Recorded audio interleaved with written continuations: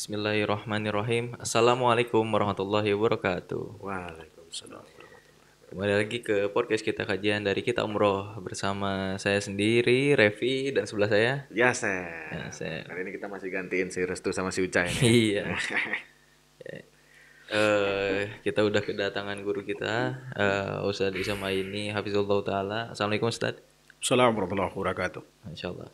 Nah, jadi sekarang ini, Cer, kita akan bahas tentang Syiah. Wah, Syiah nih. Oke. Iya.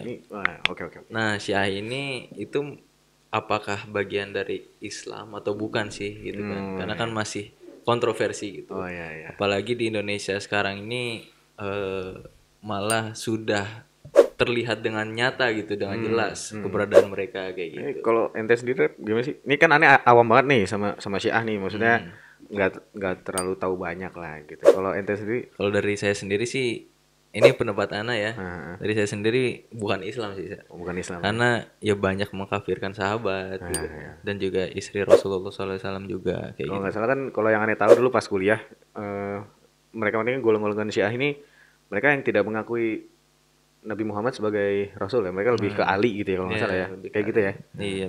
Jadi secara awam sih aneh taunya kayak gitu. Jadi kayaknya lebih baik langsung ditanya ke yang lebih ini ya, lebih dalam lah daripada kita gitu ya. Mungkin bisa kita langsung ke Ustadz Isyama ini. Tafadhol Ustadz. Baik, bismillahirrahmanirrahim. Assalamualaikum warahmatullahi wabarakatuh. Waalaikumsalam warahmatullahi wabarakatuh. Alhamdulillahilladzi an'amana bi ni'matil iman wa azzana bil Islam wa razaqana bi ittiba'i sunnati rasulih alaihi salatu wassalam ala fahmi ashabil kiram. Asyhadu an la ilaha illallah wahdahu la syarika lah al-azul akram wa asyhadu anna Muhammadan abduhu wa rasuluhu sayyidul anam. Allahumma salli wa sallim ala Muhammad wa ala alihi wa sahbihi wa sallama tasliman katsira amma ba'd. Berkait dengan masalah Syiah ini memang perbincangan yang seperti yang tidak pernah berakhir. Iya, Sejak zaman sahabat Nabi Shallallahu Alaihi Wasallam sampai sekarang ini bahkan cenderung marak di Indonesia ini ya. Betul. Berkaitan dengan Syiah. Bagi orang Syiah menganggap bahwa mereka adalah bagian dari Islam, sementara Sunni menganggap adalah mereka bukan bagian dari Islam. Lalu apa kata Islam terkait dengan masalah Syiah ini sebenarnya kan begitu. Karena dalam Islam ada tolak ukur untuk menilai sesat tidaknya suatu kelompok itu, yaitu adalah pijakan dasarnya Al-Quran dan Sunnah, bukan hawa nafsu kita. Sebab kalau berdasarkan hawa nafsu dalam pikiran manusia itu sangat dipengaruhi oleh rasa benci dan cinta kan begitu. Kadang ketika kita benci pada suatu kelompok, ya tidak ada kebaikan yang nampak darinya kan begitu. Begitu pula ketika kita cinta pada suatu kelompok, berarti kita akan seakan-akan tanpa cacatlah kelompok itu. Ya kan? Dan itu ada pepatah Arab mengatakan ainur ridha an kulli aibin karira kama anna ala subti tub di masahwiyah. Jadi mata di belut cinta, buta akan nista. Mata di belut keji, ya kan, dia akan menghitung yang keji-keji saja kan gitu. Tapi terkait dengan masalah Syiah ini sebetulnya masuk dalam sabda Nabi Shallallahu Alaihi Wasallam, keumuman hadis Nabi SAW, bahwa Rasulullah pernah mengatakan, ibtaraqatil Yahud ala ihda wa sab'ina firqah, wa ibtaraqatil Nasara ala ithnatain wa sab'ina firqah, wa satabtariku ummati ala thalathin wa sab'ina firqah, kulluha finnar. Jadi kulluha finnar illa al-jamaah. Kan begitu. Atau kama qala alaihi salatu wassalam. Orang Yahudi itu akan pecah menjadi 71 golongan dan orang Nasrani akan terpecah menjadi 72 golongan dan umatku sendiri akan pecah menjadi 73 golongan, semua di neraka kecuali jamaah, ilal jamaah. Siapa jamaah yang dimaksud? Yaitu orang yang berada di atas aku dan sahabatnya berpijak padanya. Itu orang yang berpegang teguh pada Al-Quran dan Sunnah Rasulullah SAW. Selebihnya adalah sesat atau paling tidak diancam dengan neraka. Nah, kemudian Syiah ini oleh para ulama dimasukkan ke dalam kelompok, ya kan, yang sesat paling tidak. Kalau sesat pasti ulama sepakat. Masalah dikafirkan atau tidak itu masih memang khilaf bainal ulama dari dulu sampai sekarang. Seperti siapa yang ada yang disepakati dikafirkan, ada yang tidak. Nah, pertama siapa Syiah? Sebelum kita bicara tentang masalah kelompok apa bagian Islam atau bukan gitu ya. Syiah ini muncul, kepastian tentang munculnya awal mulanya itu memang juga para ahli sejarah itu tidak ada kata sepakat. Saya ketika dapat pelajaran dulu tentang firaq al-alikan dalam Islam, ada seorang profesor dari Mesir, beliau mengatakan memang tidak dipastikan, ada yang mengatakan sejak zaman sahabat mulia Umar, ada yang mengatakan ketika zaman Ali bin Abi Thalib khususnya pada saat perang Siffin. Terlepas dari itu, ya kan, bahwa Syiah ini ada sejak zaman sahabat, kira-kira seperti itu. Ada sejak zaman sahabat. Itu yang dipelopori oleh seorang bernama Abdullah bin Saba. Dia seorang Yahudi keturunan Yaman. Dia pura-pura masuk Islam, menyebarkan fitnah dan virus-virus sesat di dalam tubuh umat Islam untuk menghancurkan Islam dari dalam. Sebab dia sadar betul Islam saat itu sangat kuat. Sangat kuat dan tidak mungkin dia face to face dengan Islam pada saat itu. Maka satu cara yang bisa dilakukan adalah membuat fitnah itu umat Islam. Ya kan?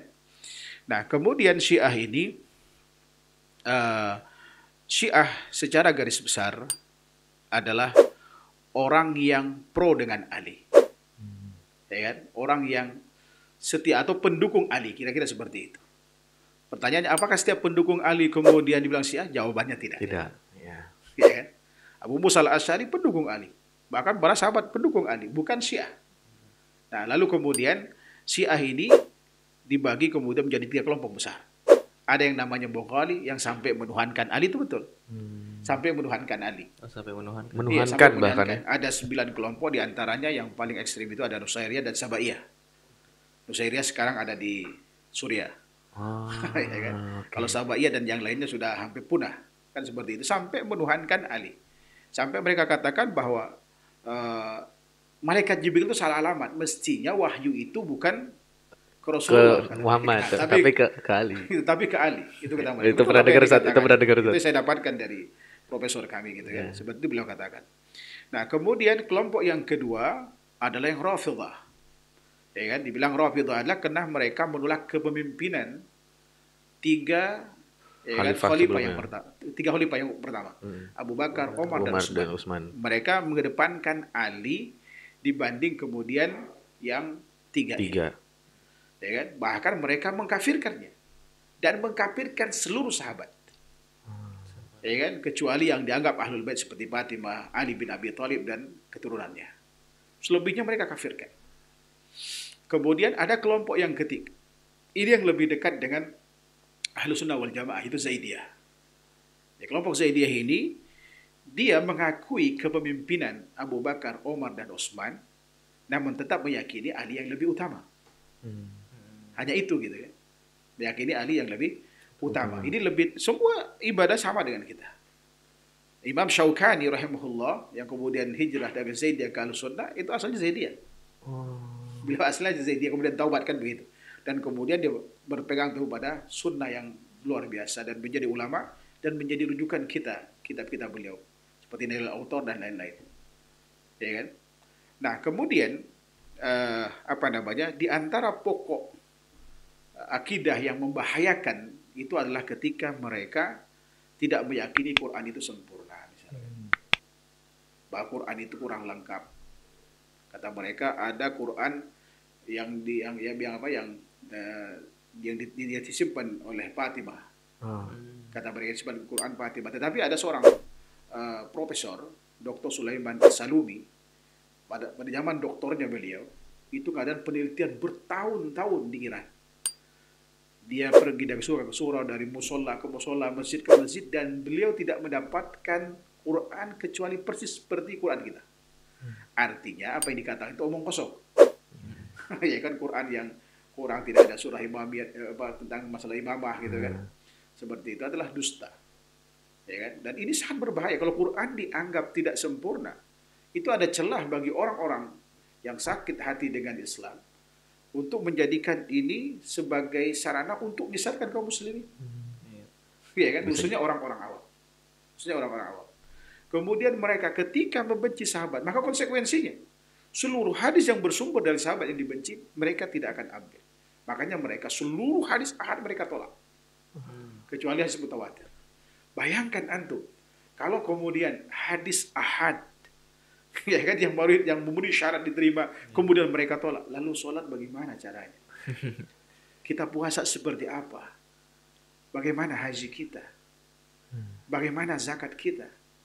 Bagaimana, ya kan, amal-amal yang lain yang semua mayoritas berdasarkan hadis ahad.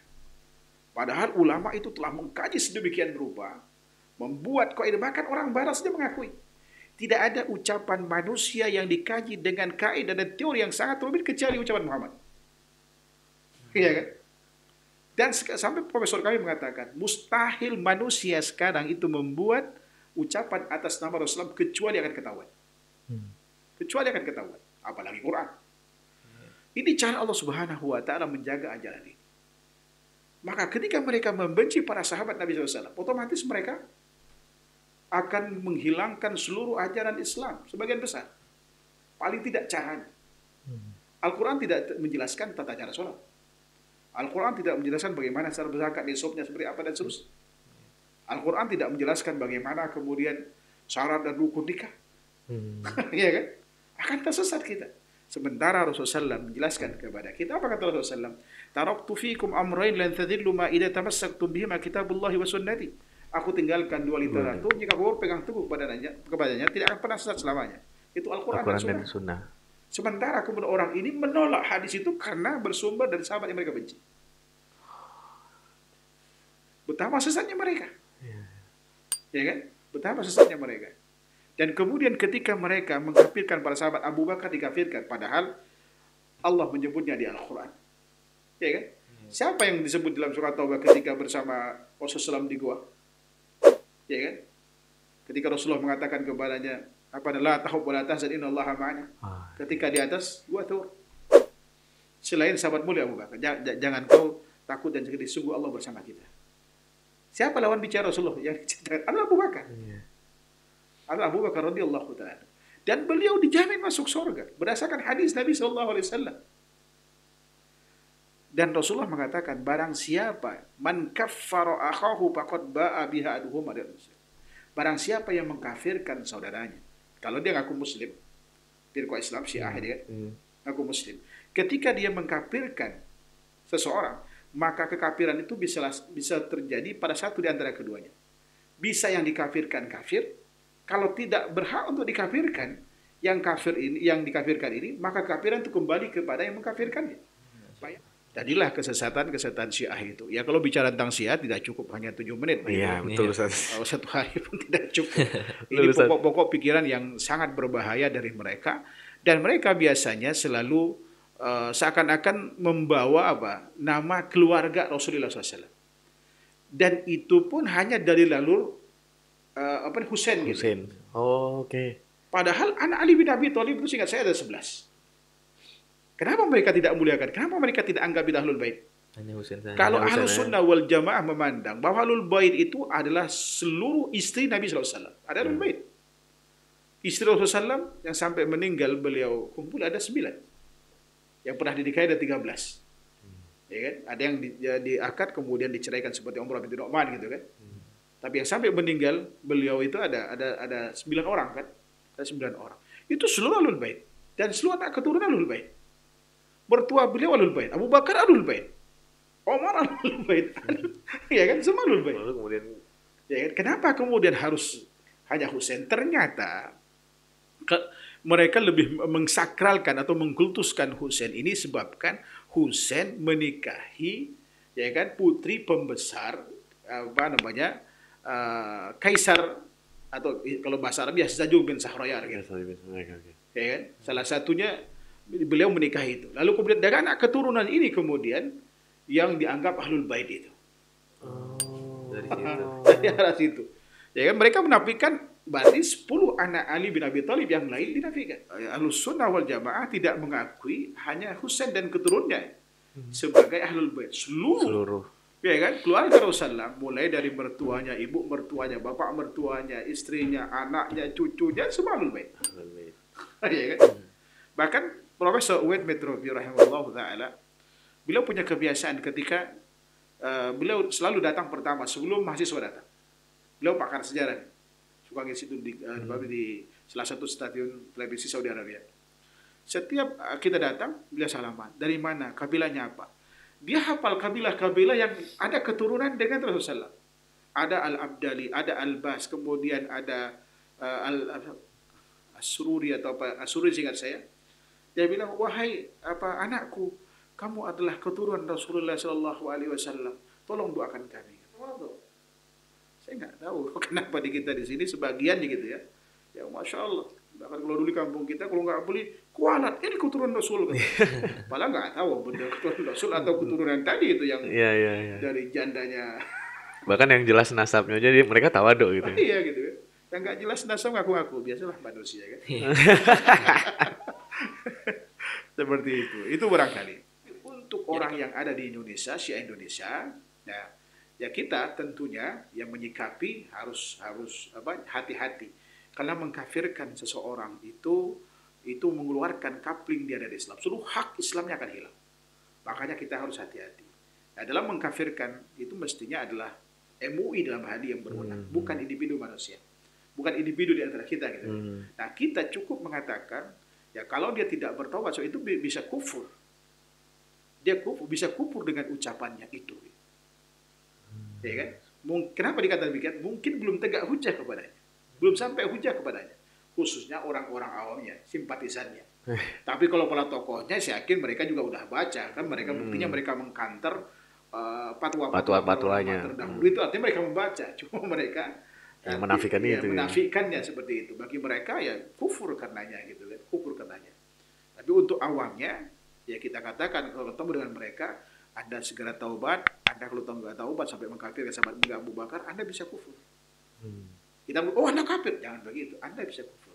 Mungkin kita ajak diskusi mereka kalau bisa kita punya ilmunya, atau ajak kepada orang yang menguasai tentang Syiah, ya kan? Lalu kemudian kita ajak dia untuk dialog dengan itu. Kalau kita nggak punya ilmu gitu kan. Dan itu Masya Allah. Kalau kita menunjukkan kepada dia kebaikan, kalau kemudian mendapatkan hidayah Allah Subhanahu Wa Taala, insya Allah seluruh amal setelah dia taubat itu mendapat pahala. Maka jangan pernah bosan dengan mengajak orang untuk bertaubat, berbuat baik. Walaupun barangkali ajakan itu artinya paling tidak kita sudah melakukan ingkarul munkar, itu adalah amal saleh. Wallahu ta'ala. Masya Allah. Itu Rem. Iya. Jadi ya sepakat lah ya kalau misalnya ditanyakan bagian dari Islam atau bukan. Iya. Gitu ya. Insya Allah kita dilindungi gitu. Ya dilindungi. Ya diberikan jalan yang benar sesuai Al-Quran dan Sunnah. Ya. Gitu. Ini langsung ke pertanyaan ya. Iya, kayaknya sebelum ke netizen, saya pribadi ada satu pertanyaan, boleh kali ya? Silakan. Jadi gini Ustadz, saya kan awam banget sama aneh awam banget sama yang namanya Syiah Sunni. Ini pribadi aja, maksudnya dari saya pribadi. Jadi sebetulnya apa yang mereka permasalahkan sampai mereka mengatakan Ali itu lebih perfect daripada Muhammad gitu Ustadz. Nah kemudian yang kedua, tadi kan ada beberapa golongan pada Syiah, 3 tadi kalau nggak salah ya. Terus kemudian apakah ada yang berbeda cara ibadah mereka sama kebanyakan Ahlus Sunnah wal Jamaah gitu Ustadz? Kira-kira kayak gitu. Baik. Mereka menganggap Ali bin Abi Thalib itu adalah lebih perfect, lebih mulia, lebih sempurna daripada yang lain karena Ali adalah orang yang pertama kali masuk Islam, itu kata mereka. Kerabatnya Rasulullah, beliau sepupunya Islam sejak kecil. Bahkan tidak pernah menyembah berhala, itu kata mereka. Ya kan? Tetapi umat Islam tidak melihat dari sisi itu. Dari sisi itunya beliau adalah mulia. Ya kan? Tetapi kemudian tampuk kepemimpinan itu pasca meninggal Rasulullah tidak berwasiat apa-apa. Ya kan? Dan ulama, dan pada saat termasuk Ali bin Abi Thalib, ketika Abu Bakar diangkat menjadi khalifah, beliau membaiatnya, tidak menentangnya. Dia mengatakan, saya lebih mulia dari itu. Tidak. Karena itu disepakati oleh para sahabat pada saat yang hidup di zamannya. Begitu pula Umar, begitu pula Utsman. Iya kan? Berdasarkan musyawarah. Ya. Berdasarkan musyawarah. Nah, kemudian mereka juga mengatakan, masa Ali bin Abi Thalib radhiyallahu ta'ala anhu yang dari kecil masuk Islam, hadisnya sedikit, kalah dengan Abu Hurairah yang baru kemarin sore masuk Islam. Ini syubhat kan? Kenapa itu mereka, para ulama, tidak mengambil hadis dari Ali itu bukan karena benci terhadap Ali. tapi karena banyak hadis palsu atas nama Ali. Ya kan? Bahkan ulama mengatakan silsilah zahab istilahnya. Sanad yang paling bagus itu sebetulnya yang paling kuat, yang paling bagus kalau dari misalkan dari Hasan, dari Ali, dari Rasulullah SAW. Ulama mengakui itu. Tapi karena saking sulitnya, karena mata rantainya dia banyak terputus karena apa? Karena banyak pendusta sekelilingnya. Sampai Imam Malik itu berkata, jangan kalian mengambil dari mereka. Itu Rafidah yang dimaksud. Mereka pendusta. Fainhum kadzdzab. Imam Syafi'i juga begitu. Karena saking sulitnya. Bayangkan antum, misalkan kalau antum kenal dengan orang yang baik, tapi kita nggak bisa mengakses langsung dari dia otomatis. Mungkin kita meninggal atau jauh jarak dengan kita. Sementara kita mengambil informasi terbaik dari dia kan susah. Ini sekelilingnya pendusta. Yang disalahkan siapa sebetulnya? Kita atau pendustanya? Justru mereka sebenarnya kan. Ulama itu Masya Allah, jangankan sekelas Ali bin Abi Thalib. Ya, sahabat yang baru masuk Islam aja mereka pertimbangkan riwayatnya kan. Sepanjang itu sahabat. Dan sahabat mulia Abu Hurairah radhiyallahu taala anhu itu berikan hadis sampai 5.275 hadis itu. Walaupun hanya dalam kurun waktu 4 tahunan beliau masuk Islam, tahun ke-6 Hijriah kan, beliau masuk Islam. Itu karena beliau miskin, tidak menyibukkan diri dengan cari dunia, tiap hari bersama Rasulullah, ya kan? Dan kalau beliau ingin informasi sebelum beliau masuk Islam, bertanya kepada kibarus sahabat, belajar dengan Abu Bakar dan Umar dan lain-lain, wajar kan? Ada misalkan kalau kita di kampus nih, ada orang yang baru masuk Islam misalkan, tapi rajinnya luar biasa dibanding dari kita. Saya punya kawan dulu Musa, orang Amerika.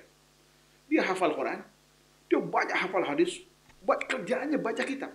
Itu kemudian mengalahkan anak-anak yang lahir dari Islam, kan begitu kan?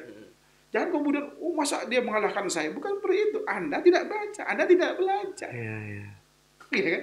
Dia Masya Allah konsisten. Itu suatu hal yang lumrah sebetulnya. Jadi mereka menganggap bahwa Ali lebih mulia daripada ini sebetulnya untuk menarik emosi umat saja sebetulnya. Jadi sebagai ikon, masa Ali ya disudutkan dulu, seakan dihinakan dulu supaya mendapatkan simpati. Menarik simpati. Ali adalah pemimpin yang terlebih, mestinya itu dia yang berhak. Masa dibangunlah, ya kan? Pikul-pikul supaya kemudian umat Islam itu, iya juga ya, Abu Bakar ini jahat juga, Umar jahat juga. Mestinya Ali yang berhak. Gitu kan? Dan subah-subah dibangunnya. Padahal umat Islam nggak ada, sahabat pun tidak ada yang mengingkari kepemimpinan Abu Bakar. Apakah kemudian kita lebih tahu daripada mereka? Ya kan?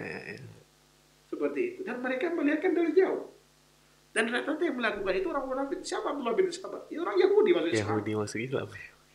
Ya kan? Yang menyimpan kebencian terhadap Islam. Masa lebih percaya kepada dia dibanding para sahabat yang mulia yang nggak pernah berdusta. Yang dijamin masuk surga. Jamin masuk surga. Jamin masuk surga lagi gitu. Seperti itu. Oke. Wallahu ta'ala. Oke. Merinding rep. Merinding rep. Tapi wajib diketahui sih. Wajib diketahui. Soalnya ya itu bagian. Kalau ada buku namanya karya Profesor Dr. Ibrahim Syahwat. Sejarah yang perlu diluruskan itu.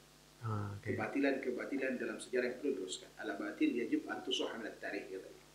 Kebatilan yang harus diluruskan dari sejarah, termasuk itu. Buku kecil. Ya mudah-mudahan ada terjemahannya, saya nggak tahu. Itu bisa tuh, jadi wishlist tuh rep nanti rep. Bisa. Oke. Ya kita udah mendengar ya teman-teman kita kajian ya soal bagaimana Syiah itu sendiri. Mungkin ini udah banyak nih rep, ada pertanyaan segala macam nih di Instagram nih. Kita langsung aja kali ya ke segmen selanjutnya ya untuk jadi pertanyaan ya. Oke. Download Kita Umroh di Play Store dan di App Store sekarang. Ya, assalamualaikum warahmatullahi wabarakatuh. Balik lagi di kita kajian bersama Kita Umroh. Kita masuk ke segmen Q&A yang ini di sini ada beberapa pertanyaan dari teman-teman pendengar setia kita kajian di Instagramnya Kita Umroh. Begini, Ustadz Isam, jadi ada yang bertanya di Instagram kita dari @fadil_ariananta. Syiah itu berasal dari negara mana sih Ustadz? Gitu. Terus berkembangnya seperti apa? Paling besarnya di negara mana gitu? ada dari Rosmiati, dalam Syiah dikenal dengan 12 imam. Siapa sih mereka dan kenapa Syiah sangat membenci Ibunda Aisyah radhiyallahu anha? Kayaknya ada tadi relate sedikit juga disinggung Aisyah kan ya. Taib. Nah, kayak gitu. Taib. Ini Syiah dulu apa sekarang? Oh iya benar juga ya. Kalau misalnya secara umum mungkin dirunut dari histori kali Ustaz ya. Taib. Berawal-awalnya gitu. Assalamualaikum warahmatullahi wabarakatuh. Waalaikumsalam. Bismillah wassalatu wassalamu ala Rasulillah wa ala alihi wa sahbihi wa mawala ma ba'd. Kalau berbicara tentang asal usul Syiah, kalau dilihat dari sisi pendirinya itu adalah Abdullah bin Saba, dia dari Yaman asalnya. Ya. Keturunan Yahudi asal Yaman. Namun dakwah yang dilakukan untuk provokasi umat Islam itu kemana-mana, kadang ke Baghdad, daerah Basrah sana, kemudian juga ke di Yaman sendiri, kemudian juga ke Mesir, kemudian juga hatta ke Hijaz, Mekah, Madinah, Taib gitu ya. Seperti itu. Asal muasal seperti itu. Kalau sekarang Syiah itu paling banyak yang Rafidhah khususnya itu adalah di Iran. Bahkan menjadi agama resmi mereka. Persia. Ya, Persia. Kemudian juga ada di Pakistan. Tapi tidak sebanyak yang ada di Iran. Kemudian ada di Afghanistan juga, karena berdekatan mereka. Nah, kemudian sementara ada Syiah Zaidiyah itu masih ada itu di Yaman. Seingat saya ada di Yaman Selatan yang sempat bergejolak itu kan. Itu Zaidiyah. Namun konon wallahu taala alam itu sudah berkolaborasi dengan Syiah Rafidhah mereka. Bukan Zaidiyah seperti yang dulu, di mana dulu itu tetap sangat dekat dengan Ahlus Sunnah dari semua aspeknya, kecuali mereka meyakini kalau Ali lebih unggul dan lebih afdal daripada yang empat. Namun tetap mereka mengakui imamah Abu Bakar, Umar dan Utsman itu seperti itu. Ya kan? Kemudian berkait dengan kenapa mereka membenci Aisyah, sebagaimana kita sebutkan tadi, ya karena menganggap Aisyah ini adalah yang mencoreng wajah Rasulullah SAW dengan perselingkuhannya tadi dalam kasus yang kita ceritakan itu, sehingga mereka sangat membencinya kan begitu, dianggap pelacur dan seterusnya. Padahal Allah telah membebaskan Aisyah dari tuduhan itu, bahkan turun ayat Al-Quran tentang itu gitu kan. Itu menunjuk bahwa Al-Quran sampai turun itu untuk menjelaskan tentang bahwa Aisyah tidak melakukan hal itu. Tentu kita lebih percaya pada Al-Quran dibanding keyakinan sampah dari orang-orang Syiah gitu ya. Seperti itu. Dan kita harus muliakan Aisyah radhiyallahu anha sebagai istri Nabi sallallahu alaihi wasallam, termasuk putrinya Umar bin Khattab, ya kan? Kalau mereka benci pada Umar, otomatis dengan keturunannya kan. Padahal Rasulullah SAW ketika menceraikan Hafsah saja, itu malaikat Jibril sampai datang. Apa kata malaikat Jibril? Itu istrimu di sorga. Dia ahli qiyamul lail dan ahli puasa katanya. Walaupun bilang pemarah kan sempat diceraikan, lalu kemudian rujuk kembali karena malaikat Jibril datang. Bayangkan, itu berarti manusia mulia, manusia suci. Ya kan?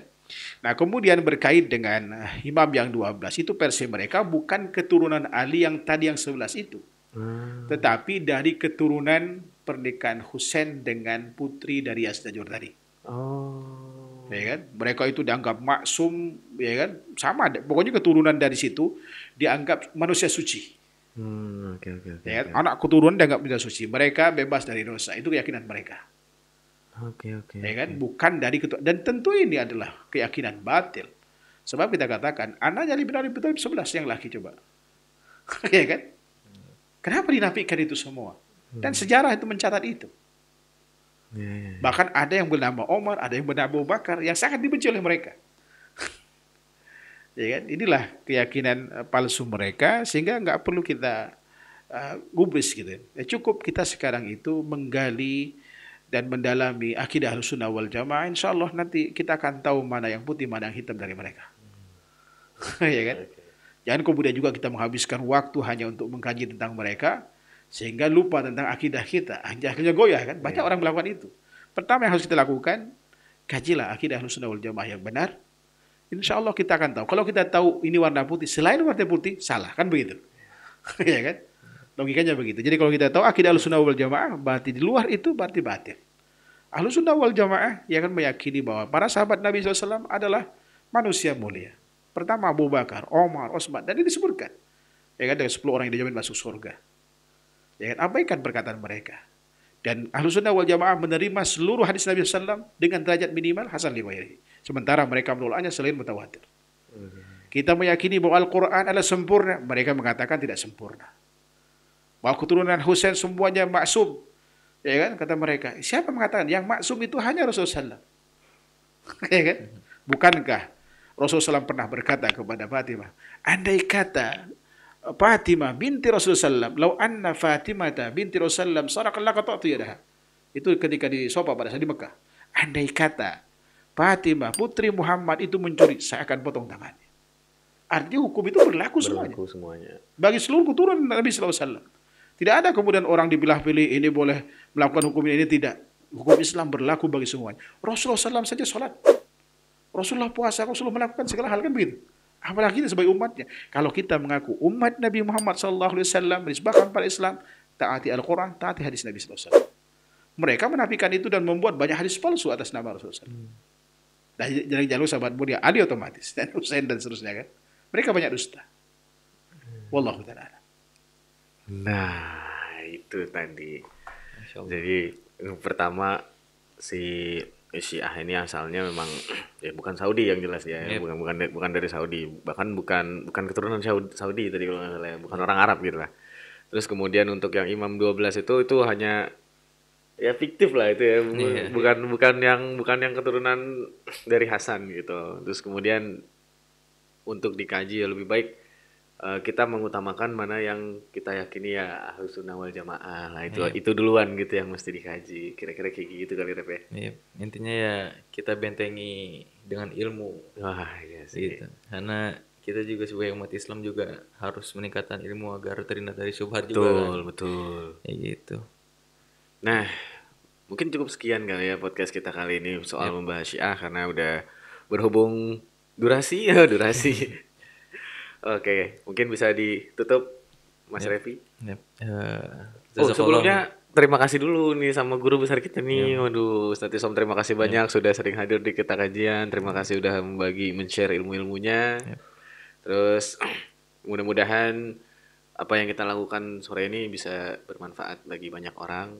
Jangan lupa di follow Instagramnya kita umroh.id. Terus kemudian di subscribe YouTube-nya kita umroh. Kemudian di share ke orang-orang supaya manfaat itu bisa bertambah berkali-kali lipat untuk kita semua. Iya, insya Allah. Jadi pahala jariah ya. Amin. Amin. Jazakallah Ustaz. Kita tutup dengan doa kafaratul majlis. Subhanakallah bihamdika asyhadu an la ilaha illa anta astaghfiruka wa atubu ilaik. Assalamualaikum warahmatullahi wabarakatuh. Waalaikumsalam.